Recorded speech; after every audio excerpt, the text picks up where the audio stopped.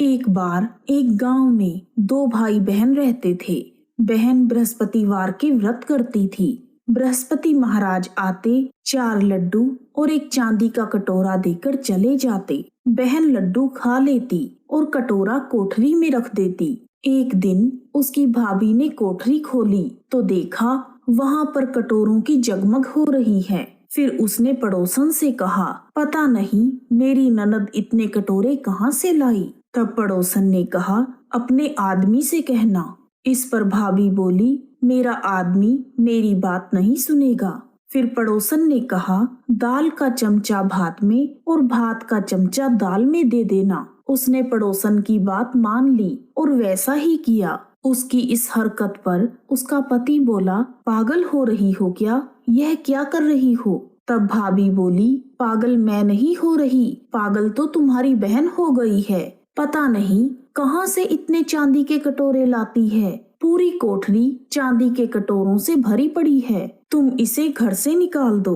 अगले दिन भाई अपनी बहन से बोला, जीजी आज हम मामा के घर चलेंगे।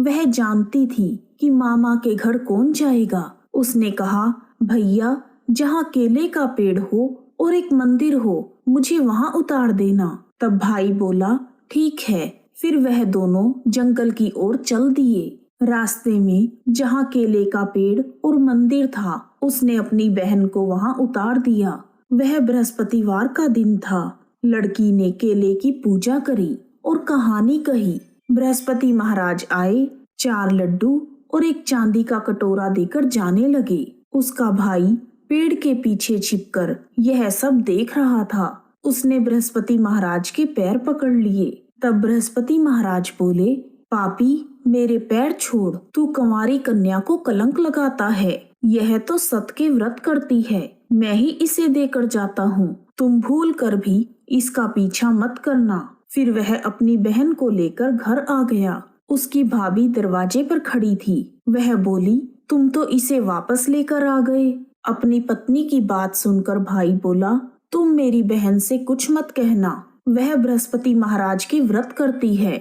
ये चांदी के कटोरे उसे बृहस्पति महाराज देते हैं। तब भाभी बोली, मैं भी देखूंगी इसके बृहस्पति महाराज। फिर वह पूरे गांव में बोलाई कि अपने बच्चों को लेकर आना, मेरी ननद बृहस्पति महाराज के व्रत करती है। सभी को 4-4 लड्डू और चांदी का कटोरा मिलेगा। भाभी के बुलाने पर बृहस्पतिवार के दिन सभी गांव वाले अपने बच्चों को लेकर आ गए। अब बहन एक टांग पर खड़ी होकर बोली, हे बृहस्पति महाराज मेरी लाज रखना। उसने 3 बार बृहस्पति महाराज से प्रार्थना की। उसकी प्रार्थना को सुनकर बृहस्पति महाराज वहां पर आ गए। उन्होंने सभी को 4-4 लड्डू और एक चांदी का कटोरा दिया। हे बृहस्पति महाराज, जैसे आपने बहन की लाज रखी वैसे ही सबकी रखना। सब पर अपनी कृपा बनाए रखना। कहानी अधूरी हो तो पूरी करना, पूरी हो तो मान करना। बोलो बृहस्पति महाराज की जय। यदि आपको बृहस्पतिवार की कहानी पसंद आई है तो कमेंट बॉक्स में जय बृहस्पति महाराज लिखना ना भूलें। आप सभी का हार्दिक धन्यवाद। जय बृहस्पति महाराज।